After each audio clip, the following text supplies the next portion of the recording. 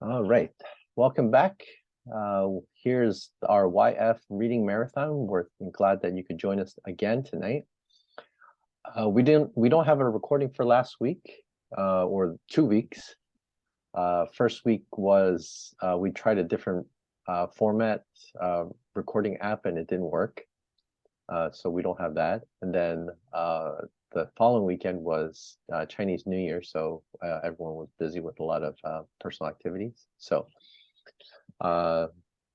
yes, we're back to our weekly readings for Sunday nights, and hope that you could be encouraged by us making this commitment to read.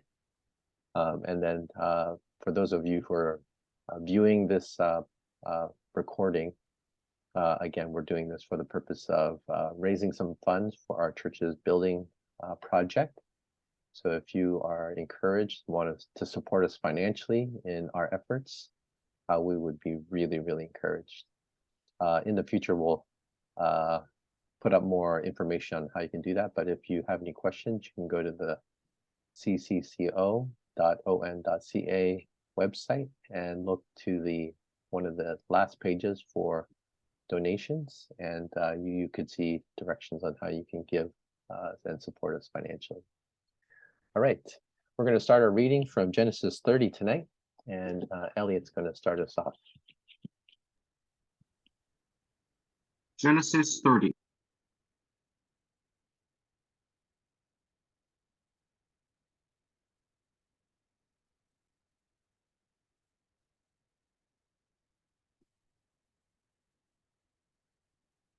Elliot, you're muted. Oh, oops. For There the you whole thing? Yeah. So All right, I'll restart. Okay, Genesis 30. When Rachel saw that she bore Jacob no children, she envied her sister. She said to Jacob, "Give me children or I shall die." Jacob's anger was kindled against Rachel, and he said, "Am I in the place of God, who has withheld you from the fruit of the womb?" Then she said, "Here's my servant Bilhah. Go into her, so that she may give birth on my behalf, that even I may have children through her." So she gave him her servant Bilhah as a wife, and Jacob went into her. And Bilhah conceived and bore Jacob a son. Then Rachel said, "God has judged me, and has also heard my voice and given me a son." Therefore she called his name Dan. Rachel's servant Bilhah conceived again and bore Jacob a second son. Then Rachel said, "With mighty wrestlings I have wrestled with my sister, and I have prevailed." So she called his name Naphtali. When Leah saw that she had ceased bearing children, she took her servant Zilpah and gave her to Jacob as a wife. Then Leah's servant Zilpah bore Jacob a son. And Leah said, "Good fortune has come." So she called his name Gad. Leah's servant Zilpah bore Jacob a second son. And Leah said, "Happy am I, for women have called me happy." So she called his name Asher. In the days of wheat harvest, Reuben went and found mandrakes in the field and brought them to his mother Leah.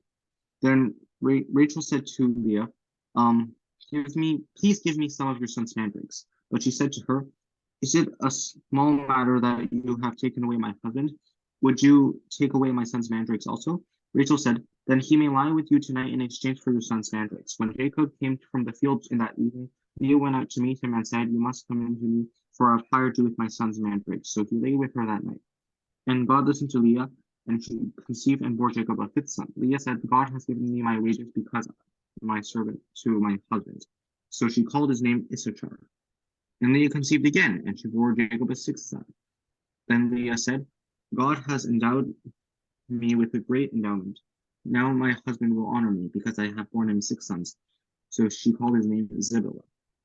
Afterwards she bore a daughter and named her Dinah. Then God remembered Rachel, and God listened to her and opened her womb. She conceived and bore a son, and said, "God has taken away my reproach." And she called his name Joseph, saying, "May the Lord add to me another son." Jacob's prosperity, 25. As soon as Rachel had born Joseph, Jacob said to Laban, "Send me away that I may go to my own home and country. Give me my wives and my children for whom I have served you, that I may go, for you know the service that I have given you."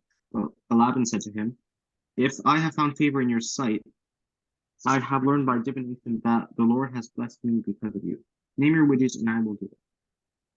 Jacob said to him, you yourself know how I have served you, and how your livestock has fared with me. For you had little before I came, and it has increased abundantly, and the Lord has blessed you wherever I turned. But now when shall I provide for my own household also? He said, what shall I give you? Jacob said, you shall not give me anything. If you will do this for me, I will again pass your flock and feed it. Let me pass through all your flock today, removing from it every speckled and spotted sheep and every black lamb, and among the spotted and speckled among the goats, and they shall be my wages. So my honesty will answer for me later when you come to look into my wages with you.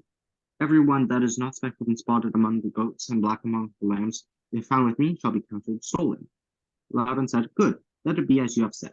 But that same day, Laban removed the male goats that were striped and spotted, and all the female goats that were speckled and spotted, and everyone that had white on it, and every lamb that was black, and put them in charge of his son, put them in the charge of his sons.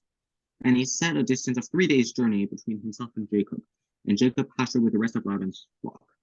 Then Jacob took fresh sticks of poplar and almond and plane trees, and peeled white streaks in them, exposing the white of the sticks. He set the sticks that he had peeled in front of the flocks in the troughs, that is, the watering places where the flocks came to drink.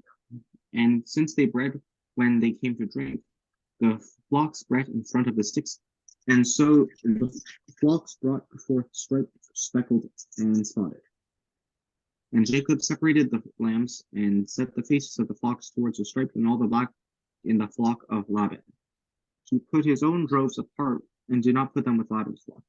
Wherever the stronger of the flock were breeding, Jacob would lay the sticks in the troughs before the eyes of the flock, that they might breed among the sticks. But for the feebler of the flock, he would not lay them there.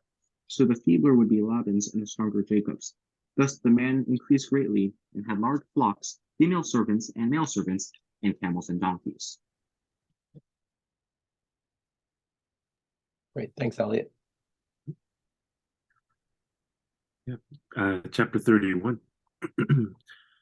Now Jacob heard that the sons of Laban were saying, Jacob has taken all that was our father's, and from what was our father's he's gained all this wealth. And Jacob saw that Laban did not regard him with favor as before. Then the Lord said to Jacob, return to the land of your fathers and to your kindred, and I will be with you. So Jacob sent and called Rachel and Leah into the field where his flock was, and said to them, I see that your father does not regard me with favor as he did before, but the God of my father has been with me.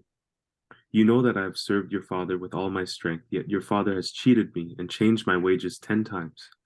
But God did not permit them to harm me.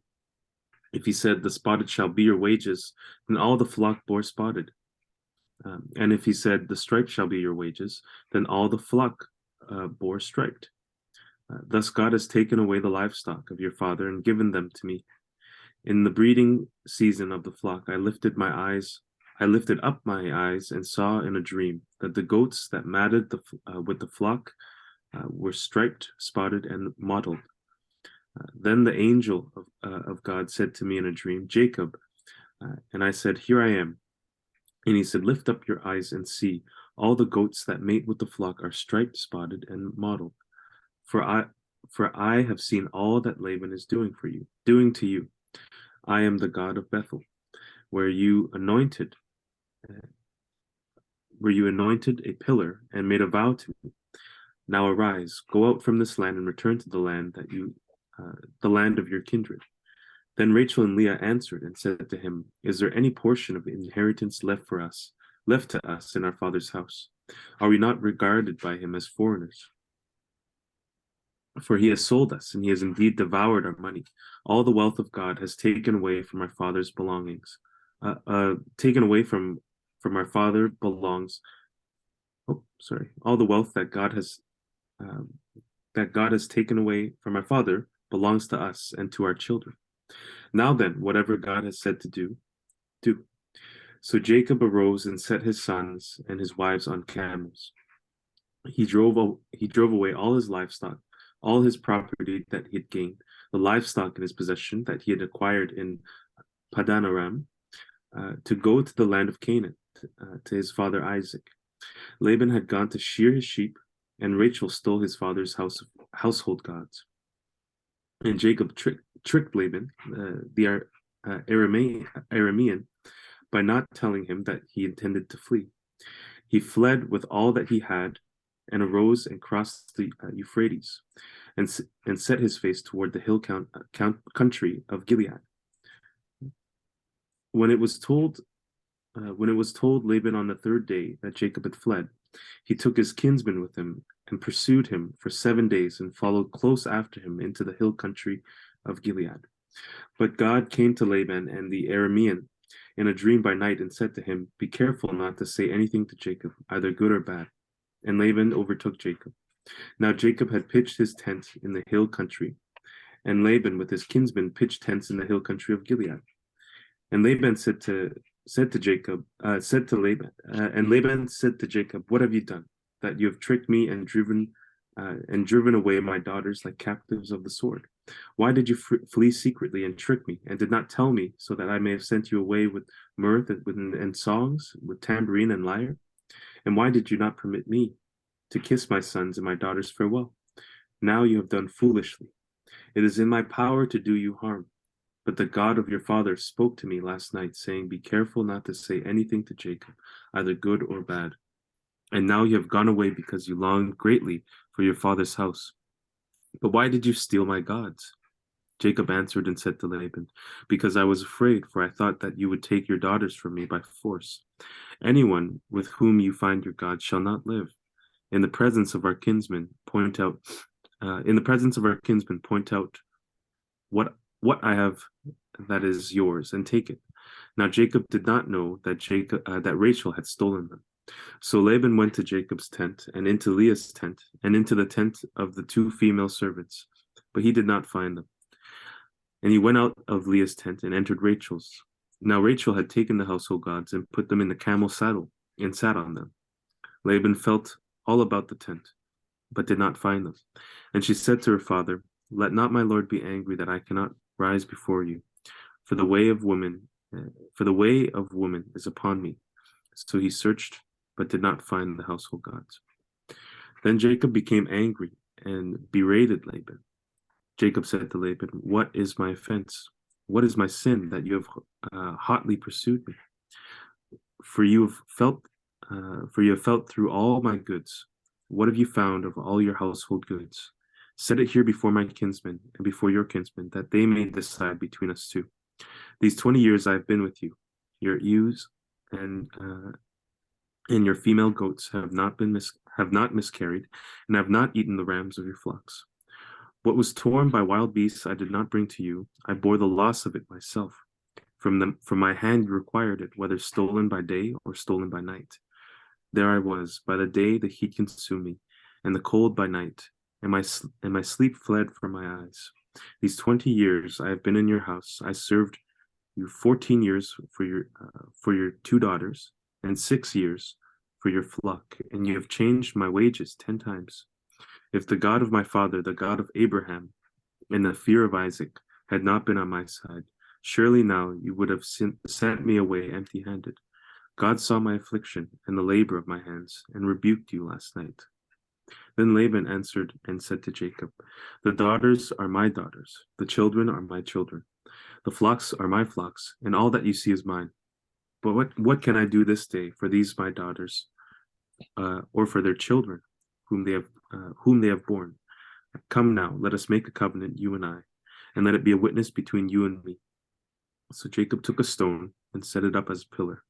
And Jacob said to his kinsmen, "Gather stones." And they took stones and made a heap, and they ate there by the heap. Laban called it Jegar Sahabuta, but Jacob called it Galeed. Laban said, "This heap is a witness between you and me today." Therefore he named it Galeed. And Mizpah, for he said, the Lord watch between you and me when we are out of one another's sight. If you oppress my daughters, or if you take wives besides my daughters, although no one is with us, see, God is witness between you and me." Then Laban said to Jacob, "See this heap and the pillar, which I have set between you and me. This heap is a witness, and the pillar is a witness, that I will not pass over this heap to you, and that you will not pass over this heap and this pillar to me, to do harm.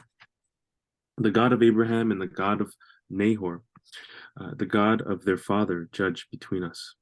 So Jacob swore by the fear of his father Isaac. And Jacob offered a sacrifice in the hill country and called his kinsmen to eat bread. They ate bread and spent the night in the hill country. Early in the morning, Laban arose and kissed his grandchildren and his daughters and blessed them. Then Laban departed and returned home. Thanks, Jeffrey. Go ahead, Lydia. Genesis 32. Jacob went on his way, and the angels of God met him. And when Jacob saw them, he said, "This is God's camp." So he called the name of that place Mahanaim. And Jacob sent messengers before him to Esau his brother in the land of Seir, the country of Edom, instructing them, "Thus you shall say to my lord Esau, Thus says your servant Jacob, I have sojourned with Laban and stayed until now. I have oxen, donkeys, flocks, male servants, and female servants. I have sent to tell my lord, in order that I may find favor in your sight." And the messengers returned to Jacob, saying, "We came to your brother Esau, and he is coming to meet you, and there are 400 men with him." Then Jacob was greatly afraid and distressed. He divided the people who were with him, and the flocks and herds and camels into 2 camps, thinking, "If Esau comes to the one camp and attacks it, then the camp that is left will escape." And Jacob said, "O God of my father Abraham and God of my father Isaac, O Lord, who said to me, 'Return to your country and to your kindred, that I may do you good,' I am not worthy of the least of all the deeds of steadfast love and all the faithfulness that you have shown to your servant. For with only my staff I crossed this Jordan, and now I have become 2 camps. Please deliver me from the hand of my brother, from the hand of Esau, for I fear him, that he may come and attack me, the mothers with the children. But you said, 'I will surely do you good, and make your offsprings as the sand of the sea, which cannot be numbered for multitude.'" So he stayed there that night, and from what he had with him he took a present for his brother Esau: 200 female goats and 20 male goats, 200 ewes and 20 rams, 30 milking camels and their calves, 40 cows and 10 bulls, 20 female donkeys and 10 male donkeys. These he handed over to his servants, every drove by itself, and said to his servants, "Pass on ahead of me and put a space between drove and drove." He instructed the first, "When Esau my brother meets you and asks you, 'To whom do you belong? Where are you going? And whose are these ahead of you?' Then you shall say, 'They belong to your servant Jacob. They are presents sent to my lord Esau, and moreover he is behind us.'" He likewise instructed the second and the third and all who followed the droves. "You shall say the same thing to Esau when you find him. And you shall say, moreover, your servant Jacob is behind us. For he thought, I may appease him with the present that goes ahead of me, and afterward I shall see his face. Perhaps he will accept me." So the present passed on ahead of him, and he himself stayed that night in the camp. The same night he arose and took his 2 wives, his 2 female servants, and his 11 children, and crossed the ford of the Jabbok. He took them and sent them across the stream, and everything else that he had. And Jacob was left alone. And the man wrestled with him until the breaking of the day. When the man saw that he did not prevail against Jacob, he touched his hip socket, and Jacob's hip was put out of joint as he wrestled with him. Then he said, "Let me go, for the day has broken." But Jacob said, "I will not let you go unless you bless me." And he said to him, "What is your name?" And he said, "Jacob."